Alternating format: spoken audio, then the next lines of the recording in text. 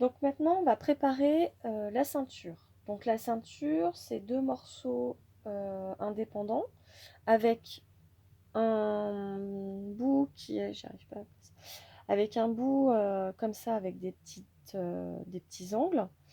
Donc on va superposer ces deux morceaux, endroit,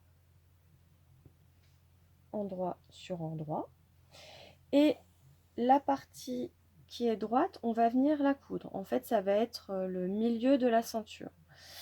Donc on va faire une couture à 1 cm du bord avec un point d'arrêt en haut, un point d'arrêt en bas. Donc là, je ne sais pas si on voit. Voilà, là c'est ce que j'ai fait. On va ensuite ouvrir au fer comme pour les coutures de côté. On va venir ouvrir au fer la couture. Voilà. Et après, je vais venir rabattre la ceinture. Je vais préparer ma ceinture endroit contre endroit, toujours. Là, pareil. En fait, je prépare. Je vais venir épingler et je vais faire une couture donc au niveau de l'angle, ici, et ensuite tout le long de cette partie, sur cette grande longueur.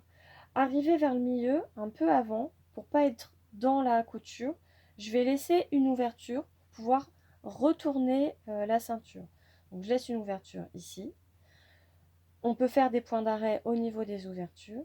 Et ensuite, je continue jusque là, toujours pareil, jusqu'à l'autre angle que je vais venir préparer et coudre ici.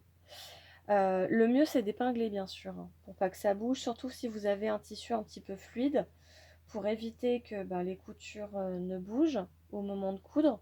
Le mieux, c'est d'épingler, comme à chaque fois.